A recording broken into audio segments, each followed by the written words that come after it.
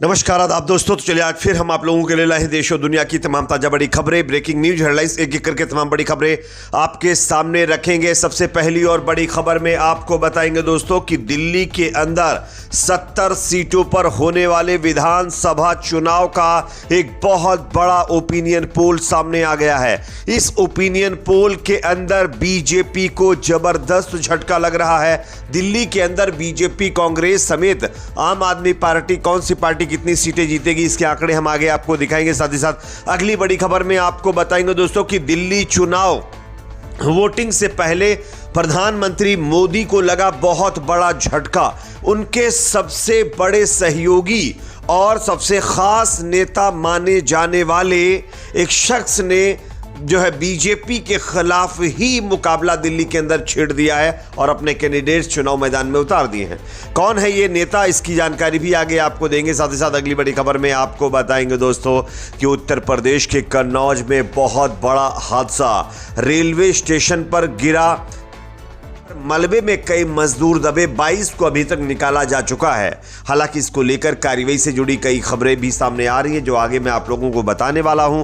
साथ ही साथ खबर आ रही है दोस्तों दिल्ली विधानसभा चुनाव को लेकर के, नुपुर शर्मा जिसने नबी की शान में गुस्ताखी की थी, उस नुपुर शर्मा को बीजेपी दिल्ली के अंदर चुनाव मैदान में उतार सकती है। कैसे और किस सीट पर उतार सकती है, इसकी भी जानकारी आपको देंगे। साथ ही साथ खबर आ रही है दोस्तों कि इलाहाबाद के अंदर होने वाले महाकुंभ में योगी आदित्यनाथ के साथ इस्लाम और मुसलमानों के खिलाफ नफरत फैलाने वाला यति नरसिंहानंद सरस्वती नजर आया है, जिसके बाद पूरे देश में अब सवाल खड़े होने लगे हैं कि आखिरकार ये जो इस्लाम के खिलाफ नफरत फैलाने वाले लोग हैं उनका योगी जी सहयोग क्यों कर रहे हैं। आगे मैं आपको इसकी तस्वीर भी दिखाऊंगा। साथ ही साथ दोस्तों उत्तराखंड से बड़ी खबर आ रही है, जहां पर उत्तराखंड की बीजेपी सरकार ने 200 मदरसों को फर्जी घोषित कर दिया है, जिसके बाद मदरसा संचालकों की तरफ से और खास करके कांग्रेस पार्टी की तरफ से बीजेपी के इस कदम पर सवाल खड़े किए गए हैं। क्या कहा गया है ये भी आपको बताएंगे। साथ ही साथ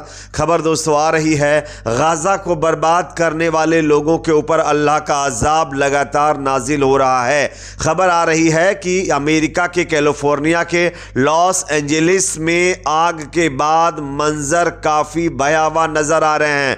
बताया जा रहा है कि पूरे एटीएम पिघल गए हैं, घर जल गए हैं, गाड़ियां जल गई हैं, मानो ऐसा लग रहा है कि किसी ने परमाणु बम गिरा दिया हो। आगे कुछ तस्वीरें, वीडियो फुटेज भी हम आपको दिखाएंगे। उससे पहले छोटी सी रिक्वेस्ट, अगर वीडियो पसंद आए तो लाइक जरूर करिए, चैनल पर नए तो सब्सक्राइब करने के बाद बेल आइकन को प्रेस करना ना भूले। बात करेंगे पहली और बड़ी खबर की, दिल्ली विधानसभा चुनाव में जीत हासिल करके क्या लगातार चौथी बार आम आदमी पार्टी सरकार बनाएगी या फिर 27 सालों से इंतजार कर रही भारतीय जनता पार्टी को जनता मौका देगी। दिल्ली विधानसभा चुनाव पर आए पहले सर्वे में जो भविष्यवाणी की गई है वो कहीं ना कहीं काफी चौंकाने वाली है। हालांकि बीजेपी का इसमें क्या होगा तो चलिए मैं आपको सर्वे के आंकड़े बता देता हूं। टाइम्स नाउ जेवीसी पोल में आप और बीजेपी के बीच बेहद करीबी मुकाबले की भविष्यवाणी की गई है। पिछले 2 विधानसभा चुनाव में 70 में से 67 और 62 सीटें जीतने वाली अरविंद केजरीवाल की पार्टी को इस बार नुकसान होता दिख रहा है। सर्वे में महिला वोटर्स को किए गए वादे और मुफ्त की सुविधाओं को फैक्टर बताते हुए 3 परिस्थितियों को भांपने की कोशिश की गई। इनमें से 2 में आम आदमी पार्टी की मुश्किलें बढ़ती हुई नजर आ रही हैं। लेकिन इन तमाम चीजों के बावजूद भी क्या वाकई भारतीय जनता पार्टी आम आदमी पार्टी को चुनाव हरा पाएगी? नहीं दोस्तों, ऐसा नहीं होने वाला है।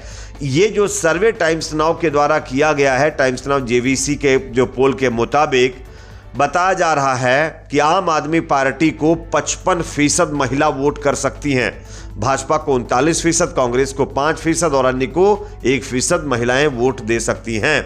इस परिस्थिति में आम आदमी पार्टी को महिला और पुरुष वोटर्स से करीब 51.30 लाख वोट मतलब मिल सकते हैं और 51,20,000 वोट मिल सकते हैं। वहीं भाजपा को 40,63,000 और कांग्रेस को 40,70,000 वोट मिलने की संभावना है। लेकिन दोस्तों सीटों की अगर हम बात करते हैं तो यहां पर मामला पूरी तरीके से पलट जाता है। 70 सीटों में से आम आदमी पार्टी को 56 से 60 सीटें दिल्ली के अंदर फिर से मिल सकती हैं, जबकि भाजपा को 10 से 14 सीटें मिल सकती हैं। वहीं कांग्रेस का खाता भी नहीं खुलता हुआ दिखाई दे रहा है, ऐसा टाइम्स नाउ का सर्वे बता रहा है। यानी आम आदमी पार्टी इस बार भी दिल्ली के अंदर सरकार बनाती हुई नजर आ रही है। बात करेंगे अगली खबर की, जो कि सामने दोस्तों यहां पर आ रही है। बीजेपी के खिलाफ और खास करके मोदी जी के खिलाफ दिल्ली के अंदर मोदी जी के सबसे बड़े सहयोगी माने जाने वाली पार्टी के नेता ने अपने चुनाव मैदान में कैंडिडेट उतार दिए हैं, जिससे बीजेपी की मुश्किलें और बढ़ गई। आप देखिए खबर, Republican party of India RPI Athawale Delhi में 15 विधानसभा सीटों पर चुनाव लड़ेगी। शेष सीटों पर भाजपा प्रत्याशियों का समर्थन करेगी। आपको बता दें कि केंद्र सरकार में रामदास अठावले एनडीए की सबसे बड़ी सहयोगी पार्टी मानी जाती है। कई सालों से रामदास अठावले बीजेपी के साथ समर्थन में जुटे हुए हैं, उसके बावजूद भी वो अब बीजेपी के सामने अपने 15 कैंडिडेट उतार रहे हैं, जो कि मोदी जी को बहुत बड़ा झटका है, क्योंकि मोदी जी के बहुत करीबी माने जाते हैं रामदास अठावले।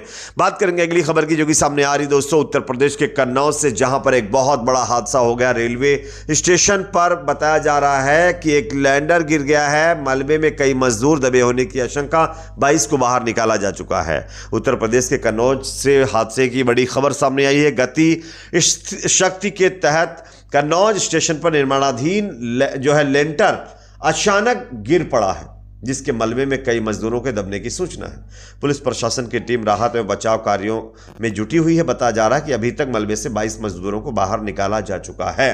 उत्तर प्रदेश के कन्नौज में बताया यह जा रहा है कि एक ब्रिज रेडी किया जा रहा था और उसका लिंटल बहुत कमजोर था। उसके बाद मजदूर उस पर काम कर रहे थे और वो लिंटर भरभरा कर गिर गया, जिसमें 35 मजदूर दब गए थे। अब तक 22 को निकाला गया है। कईयों की हालत गंभीर बताई जा रही है। सवाल ये खड़ा होता है कि योगी जी के राज में किस तरीके का भ्रष्टाचार हो रहा है, ये आप सबके सामने है। एक और खबर की बात करेंगे जो कि सामने आ रही है दोस्तों, दिल्ली विधानसभा चुनाव से जुड़ी हुई है, जहां पर नुपुर शर्मा, जिसने नबी की शान में गुस्ताखी की थी, उसको बीजेपी चुनाव मैदान में उतार सकती है। दिल्ली चुनाव में नुपुर शर्मा के नाम को लेकर चर्चा तेज हो गई है। कयास लगाया जा रहा है कि बीजेपी इस बार नुपुर शर्मा को चुनाव लड़वा सकती है। नुपुर शर्मा पिछले 3 सालों से एक्टिव पॉलिटिक्स से बाहर हैं। उन पर पैगंबर साहब पर विवादित टिप्पणी करने का आरोप है। बीजेपी ने अभी उम्मीदवारों की दूसरी सूची जारी नहीं की है। दिल्ली में वोटिंग 5 फरवरी को होना है और 8 को नतीजे आएंगे। बीजेपी अपने उम्मीदवारों को दूसरी लिस्ट बहुत जल्दी जारी कर सकती है। पहली लिस्ट में 29 लोगों का नाम का ऐलान किया गया है, लेकिन बाबरपुर विधानसभा सीट पूर्वी दिल्ली में आता है। इस सीट पर बताया जा रहा है नुपुर शर्मा को भी भारतीय जनता पार्टी मैदान में उतार सकती है। बात करेंगे अगली खबर की, जो कि सामने दोस्तों आ रही है।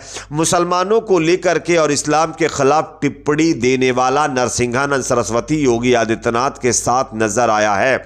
आप देख सकते हैं तस्वीर और खबर, ये ललन पोस्ट की खबर है। महाकुंभ में कल योगी आदित्यनाथ पहुंचे, जहां पर उनके साथ इस्लाम और मुसलमानों के खिलाफ नफरत फैलाने वाला यति नरसिंहानंद साथ नजर आया है। अब लोग इस तस्वीर को देखकर सवाल कर रहे हैं कि आखिरकार योगी जी ऐसे लोगों की सपोर्ट क्यों करते हैं जो एक समुदाय को लगातार टारगेट कर रहे हैं। इससे पहले एक जज ने भी इसी तरीके से मुसलमानों को कटमुल्ला कहा, उसका भी सपोर्ट योगी जी ने किया था, जबकि सुप्रीम कोर्ट ने जज को माफी मांगने के लिए कहा है। और अब नरसिंहानंद के साथ योगी जी नजर आए हैं। इससे ये साफ पता चलता है कि योगी जी का किस तरीके का नैरेटिव, किस तरीके की सोच है। बात करते हैं अगली खबर की, जो कि सामने दोस्तों यहां पर आ रही है। उत्तराखंड सरकार ने 200 से ज्यादा मदरसों को फर्जी घोषित कर दिया है। सरकार मुस्लिम समुदाय को चुन चुन कर निशाना बना रही है। यह विपक्ष की तरफ से इस जो खबर के सामने के बाद आने के बाद कहा गया है। दरअसल आप सब जानते होंगे, उत्तराखंड सरकार ने राज्य भर में मदरसों के संचालन की जांच शुरू कर दी, जिसमें लगभग 200 फर्जी संस्थानों की पहचान करने का दावा किया। मुख्यमंत्री पुष्कर सिंह धामी ने कहा कि इस कार्रवाई का उद्देश्य अवैध गतिविधियों में शामिल या संदिग्ध फंडिंग प्राप्त करने वाले मदरसों को खत्म करना है। बताया जा रहा है कि उधम सिंह नगर में 129 मदरसे, देहरादून में 60, हरिद्वार में 21 मदरसों को अवैध पाने के बाद इनको फर्जी घोषित किया गया। जबकि मदरसे चलाने वाले लोगों का कहना है कि सरकार जो कदम उठा रही वो गलत है, सरासर गलत इल्जाम लगाकर हमारे मदरसों को फर्जी घोषित कर रही है। अब इसमें कौन सही कौन गलत है ये तो देखने वाली बात है, अगर जांच हो तो पता चलेगा। वैसे सरकार अपनी मनमानी कर रही है, आरोप लग रहा है। एक और बड़ी खबर आ रही है दोस्तों अमेरिका से, जहां पर गाजा के मजलूमों की बद्दुआ लगातार कहर ढा रही है। बताया जा रहा है कि लॉस एंजेलिस में जो आग लगी हुई है उसके बाद के मंजर बेहद भयावह है। एटीएम जो है जिसमें पैसे भरे होते हैं वो सब पिघल गए हैं। घर पूरी तरीके से जल चुके हैं, गाड़ियां जल गई हैं। इवन ऐसा लग रहा है कि किसी ने परमाणु बम गिरा दिया हो। ये अपने आप में ऐसी वहां पर तस्वीरें दिख रही हैं, जो कि अपने आप में दर्शाता है कि अल्लाह का अजाब किस तरीके से अमेरिका के ऊपर नाजिल हो रहा है, जिसके सर पर इजराइल ने गाजा के मजलूमों पर जुल्म किया था। इस पर आपकी राय कमेंट सेक्शन में रखिए। वीडियो पसंद आए तो लाइक करें, शेयर करें, चैनल पर नए तो सब्सक्राइब जरूर करें।